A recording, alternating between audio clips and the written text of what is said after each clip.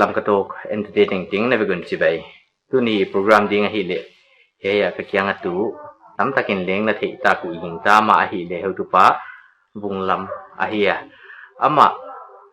ML ambulance ichi private ambulance agency nei tu ahia. Lamka dinga ambulance sai banga. Private ambulance na nei Masapen ahihna ama houlimpihna nei dinga. Poilowena hiai kanua namulihei activa ka ambulance mahia amindina first responder chia he kha bangiam emergency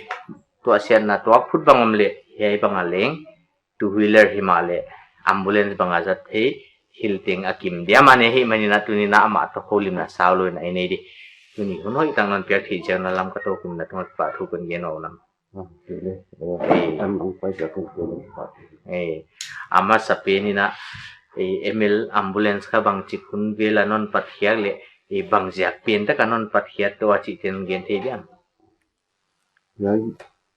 kana pankhia na sia ka hi le dam lo na at de in sunga ka to pa ka ti ka u to pa bang se to ta na sang ni le ni ka te ya hai zanga izo kan pai di tak tu ngapa ta hongkia wai hai zanga pata tu chapu hospital hongki pua facility lamlo internal bleeding ai dia ka lamka dam doi nong tu man lamka dam doi na pata dam doi intia from banghat ambulance lamlo private event khat aya ro ka pa su pala bisem tua lamki ma onom lo sana lamki ma ka ti ko pati ta ka ngai to na ma yai government wo ka tinga phelo ahi en bang chile ei ni adi tele ei sungkwa na di bek bang chi na ikingai to the de chi so ki ka ngai to wai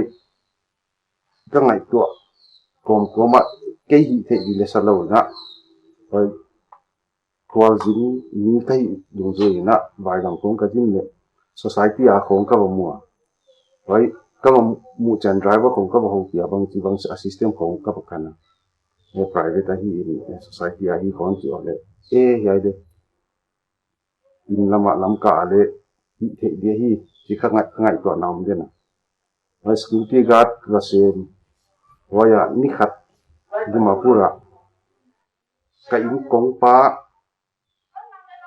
bai ka tai accident mu pa ka ong accident in china phei gong ki kana waya society ama khatong pa ya bihar apwa ni dina waya pata kile ka ngai to na om de ni in lama ki pai hen lan mang chi chi amina ding non kong la phe ganom le ambulance ki service le ti ga kana ngai to sami le som le ni in dima pura pat private security guard se kong pankhia sami le som le thumina state bank ki yanga koven khat kong na loni nan piawa waile ei society su common ki talo hina bank staff ke nan gi ta tiwa gin zo di nak on gi ta tiwa ken kha lon piak dina ko le poilo hi na u tu ke lon dan hi le ken ka ja na de ma kon nge thai ja ken ka ja wai ma jang di kai ka ti sana ama taxi service in on report sa ko cho chan pu tu info ni khata di an di khong ta di da ni na wai pata ken ka tu ma wa man on support ke le ka tu ai khat ni che ja bi na ja government lam khong to register boy ni chi na kun sim to sang ni le som le ni ina ML ambulance service and travel agency ADC nuaya registration ka po ahile hiai kha banganang mudani na hoi hun to kin na thi na mudan tu ni tana ka mudani na anasip na lam ni panpihna lama hoi hun to ma mai ka the ya ma le society le lakin ngai ta ni na subnon na business ai chi atang pi na business hi ma le asumu na lamsang na izatna anasep pina man phaka sama ma Hei mo tu na hiai benglo na la hong kipan na chi le kha alung lu thwai dia ka hei na lon lak ti kha banga che le na hoi ta kan din to zo na hi banga pai dan hiai lon kun la kun kalak hi ta patina namdo ini kha gss ke vai ni gai le ni na bang kum khan mai ke free transportation na dina tender hon ko lo wa ya ken le pong ko ti la pa le kum khat district hospital to na ka sim pom vai na concept alek kidai lo ka sa ka ban jat kidai lo ahi ka tia beng te ka ba nien thak le yaina dit ki chiang na khat kon pe thak de chai ai le loan charge pa piang ai le i kon din khin dia khaton ni sak thakin ka ti le en ni wa tia ken mi da nga loi tia kha apa sim om lo wa on jang sak thei dom dia ki alom kala wai lo ka ba dit khit le loan charge pa na hon ngai sak nuam non ke ken le alam pi di ka ngai to le ni khat HDFC ka ba ho le koi kia kia ka ba nge ding le ke ya account ka hon na nai lo do ha ja tina hi thei na lo tia wa ya tu pa di da na ko kam yin tham wai ana oma mini ja pa to ko ki ho ka wa le ka ki ho zo on ati le ke minin la le chini le hon na chia ama ki thei ta tak le hi lo awai ke minin lan chi ta che le ken le lam ki om pe hi ai chanu sak te yu su pa wa lo de ka ti le koi loi ke aman a process on pana ki wa het do na aman APF ya khaton da sa ta a hi ta wa ya pa ta cha ni ta kan to ke ai le tu ta na kha ambulance nang private a kha ni bo mo ka service apa ta ambulance ka thum ka dak na ita khat khat pen le tata ke a Impala NGP Motors Human Finance wa ya tata venture kwai de loan abeka loan ne na din kinta ya tu na ini kadin sinani kum ala pen kum February ina current kala ke hei ambulance chi kha atang pi na lamin kha ki jang siam ta tang nai lu ya chi so ka thei ki himali hei ambulance ti kha banga nang mu da ni na ni na apoi mo bang wa hon jang phau ya apoi mo bang chu on jang pha hi ni apoi mo da na mo a charge kong la bang chi na ana paisa ga le a charge lama hi le ni private agency kai himalin ken kana set ni a foundation lampang abul patna adik di kana de di khat ahia avet de abang kin yai to champu district ni lamka singa government lama tuni alian de to te ki nai na avet local to outside ali tin to bola ama wa si ru swai to mo si transport ticket to ni ja government lama ali de to are di to ko tu neikhin na din na he na ni de bungmual apa ni na district hospital bang puak sup ngai bang om tale mo hujidan de he mai kilit na dang ken khat ja ka dam den jot na ka sung pong abanga ngal ga wale atang ki na county ka tu sang khat mo ambulance sunga banga apoi mo banjat bang omale sunga oxygen oma ni student from le person to first aid mo yai to first responder chi yai kha bang chi kun gila non honkhiakna le yai pen so nai lo to tu kha som le kwa gì đặc biệt là transport minister in education này eli he khabang na tup na pen ta ke two wheeler itu udah ambulans sakon bona pinta kan itu kuaham extend kat emergency dia nadi na tu ana tepat dia kan ya namdo atut ma kausai tiang ngan ai kele namdo ini nai lawa ina tikia mu tom le on call le kausai tu sale nurse ni betul topik kontek apa itu bisa ina terbiun awai atau stand tu azam tu dia lòng lâu tiết cả là mau ấp hồ để đang đang ở đây vô một cái gì đang này còn dat chu ki jang tnai le ve ma rằng thế nào đâu to ambulance four wheeler ti kha din na igen na he igen zom lai le driver ana zat ti hongai ki le wai muna banga nang ambulance sunga mi tekin na dia emergency diwa til ko bang ayom le asunga sem tu atuam driver lo midang to om he nurse ni cũng không có chuyện cái còn cái chỗ mà cái mỏ bằng là serious support rằng là nurse thì cho xong thời gian driver le party phòng là cái rằng là pun driver kha adina cái kesan dengan driver cái apa sih na driver kha ini ngapung ke jangka driver ti khan na train he chi chu emergency oxygen pia ngai bang ai ke le bang hiam anai ngai dam lo na to se hi chamo hoi bang huna amau ke an la thi di na om duam apoi mo bang amau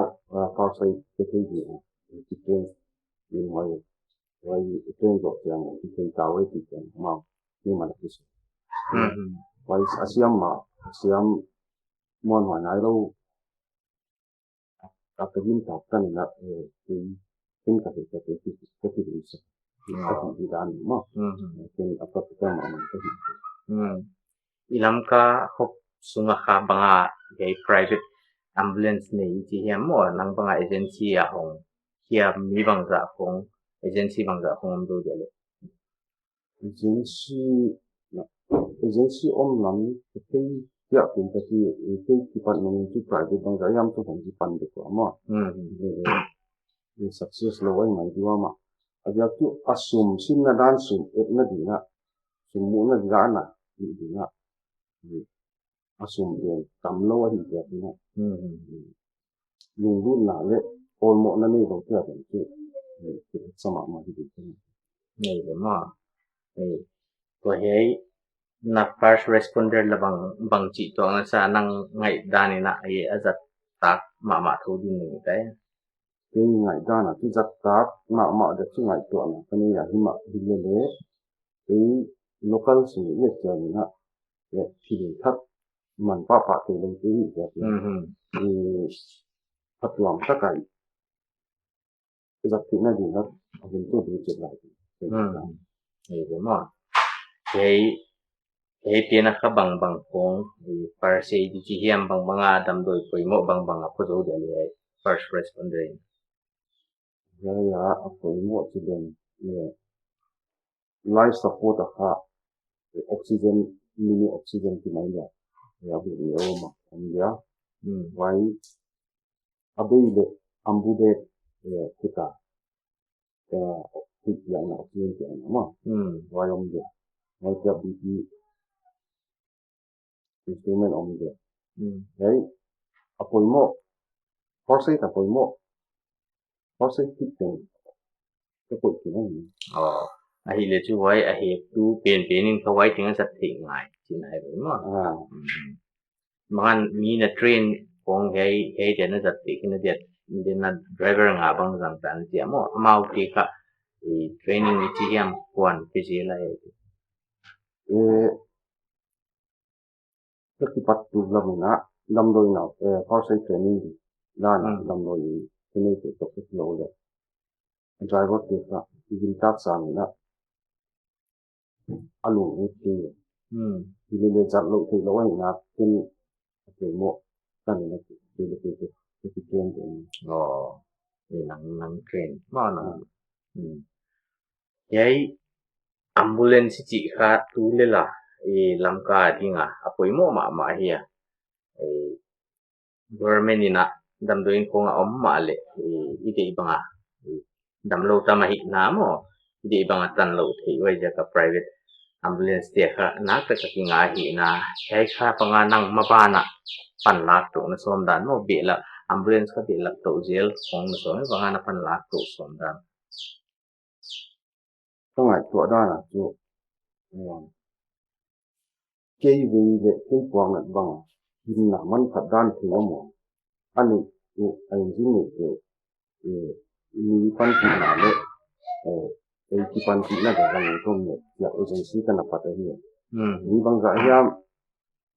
yang a agency ong ki star room line ki khati hi kom de chen kom de ta ya ma le society singa ki dan kinh nghiệm tuần nào thì nhá kinh nào man thật ra thì tập lâu như gió thì kinh nghiệm tuần nào nên no hiai ambulance service na ni sunga nakipa na ma om din ka ginta hiai ka wai alja ka paglo ka hi chahin na humbi tampi te la kalina kipa diang na om din ginta ko mo wai om ti panga bang ko ngai dan gen ti jam tao thì pak na chu atama wai kom la ka hat sat na le tam ti ati tua ka yai dam lo giri ta dam do ina pata in pa lain ko chu ka oxygen to non ko chu ka wai ki thei to anon ko lo ko nya ma iwa ka le ko i tua ke dama ko lai ko i ti tua ka yong ki bai le nan su ka ma mai mo wai om tham di mo hiai kha pui mo ma ya mi danga dinga nahoih tak sem bana mi te hin na humbit na dinga pan nak ta kala na hi na ya ki pa ho ya hiai pin kha bang chi bang ina pai to pi jel na so man thì lên lên mà lên ini mungkin nanti kalau tidak pakai lagi ya Lohching lo saptheih pakai kita lagi ya ini lo Maban sektor itu jadi tapi kita jadi ISO International Standard Organization mereka itu ada so kena kibin so kita apa kena ngay chỗ hi à internet tình tônของกันนะที่รับเลยamal le dokumen hon ni ka dokumen ni tin ka pasti ka proses pai dan kan ni whatsapp ni ka kan ni ka project le ai tin di ISO 9001 oblique 2015 ha ni pun certified ni nak itu di aja katut dan katut itu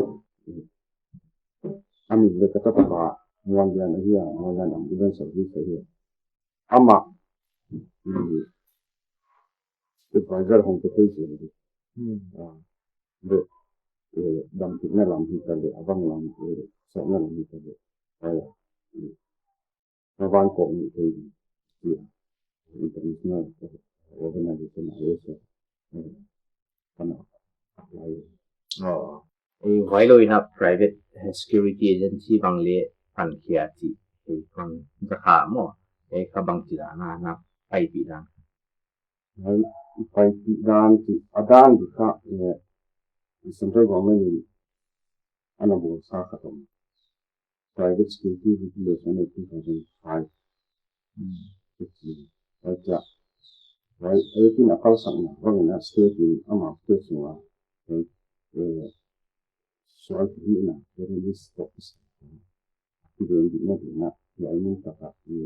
dan ama state ini na kita itu kalau aku ada di nanti bangun ini 2019 June hari na visit order ni so kai na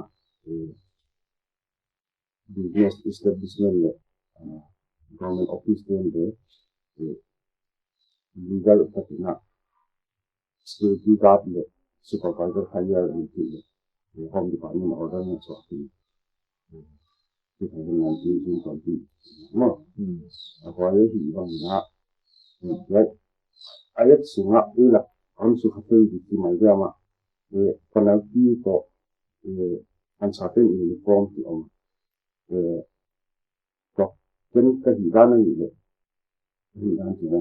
ayat tapi jaga ni na gets uniform rule and regulation le banking ti vai ko ang keyboard in control office kita dia vai ko ken da kana so na uniform le logo le apa ko banking start ko kita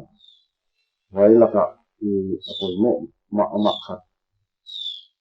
worker ti adia ti dam ti na lam tuen ti na dam do yin ni anga ya district hospital ke tampu district hospital to kum nga di le mo ke na sai na ya worker ti ka ti na mo di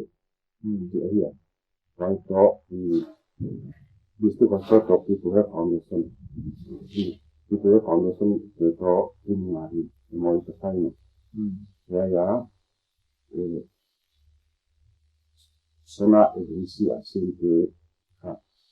itu menjadi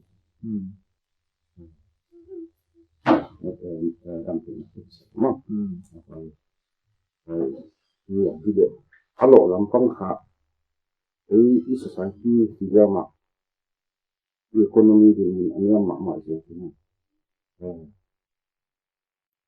kalau ini tadi dalam pankhia ini lah kebetulan lah sama minimum wage tapi tua ka ibala de yang na itu jalong labang laki selo laki selo lok khatam ini mun bangzah yang to kontek na kana intau ibe le hoai aboy hoai ma khatte ana jang sa pe bang security guard ana jang sa pe na hoi mo vai gama ni le jang ti jang mai hi ti tilbul su thet lowa ti mo pe kha ti mo no na ba ma tet mai te ni hi ti na aban ba hi ti tuan di om lo khati nam ti le tua kampu district sunga apoi mo na government office legal ana jang khati le business establishment na legal ana jang khati ni ben ba kha ti ko control ha ti home department to several police to visit to other information to assist na right where information capital do waya unauthorized and this le Masapen uniform restaurant lo wa exhibition kita le kita dana masih ni tingkat dia tanga sampai tahun hai dia ta ai di ai ta mo ai di security guard mo ai di security guard ini giống như thế nào agency cái sana agency hi se ho agency khat buri patina ti le ya de ti se ti di ti na te ti na ti ông đang chú cái cha hạt phục cái hiam security cái hiam và zattheih một lộ chỉ này với một cái này đi nè schoolของไอ้ที่เลยแบ่งของหม้อเป็นขนาดใหญ่government สถาบันที่กว้างกันเลย Wai lo hiam te uniform toi cha hi agency om lo hi le private kai cha bazat ti mo lo dan zattheih mo lo wa apa na ki to an cha te uniform ha ai ta chiang kat anak ti mo wa om ja ta sa adam ta ka zattheih mo lo hi ki ha ki to ma ai la wai ba na asem tu le azang tu ti ada di ko ma ni na training servicemen ti ada ka ga khatam practical to ni adia mai cha after civilian ti ni ko ti ada na ka ga le som di training om da ka ga civilian dia da ka som di practical servicemen ti ada na da ka som ku ni le da ka som di practical mai ti mai oma mai ti le kwa kwa hiam security guard yang itu ada ni safety mak na ai le nang agency kha ai bangzah bang ni security guard di bang ni bangzah bang ni ka le na akipan na itu ya na advertisement kong tu enrollment ki advertisement ki bon ni lah no November ni som last week dia tu na lili verification ni na sabtu kong ti website tu ya via police inquiry abo na din na zani ni som den ka bo ai lâu amao lo pat chung sen na di om ta di na di le training kong bang hiam ai le wo ka di ro ja ti training trainer di la serviceman honor captain ni to mo ka sai na ai ja sibida ni to mo ka sai na vai lo na bawa irigasi na ya society literal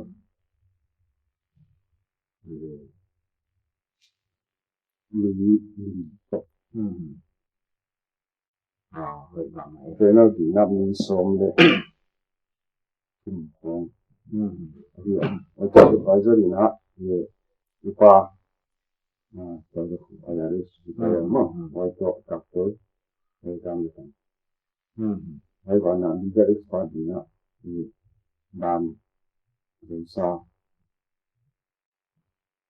sử dụng mà đúng không cái text đó gọi là text đó cái gì đó thì lấy cho tôi sao tên hay thì có cái này có ăn có được Maban sao pi mu ko ma kal son nei chi kha chiang ma tua heu tu pa Vunglam toi houlimpihna eden hun saginga email ambulance hi le lamka khosung hina e infaltan aleng zattheih ge ahihmanina ya screen aung kilangzel email ambulance kha chiklai piwa number ki pia call ki dehi chikai ki thei saka wailoina e description aleng number omdinga waya apoi mo ten chiklai piwa zattheih ge dehi chileng ki sakson so nahi e ting hun sarbi ki pa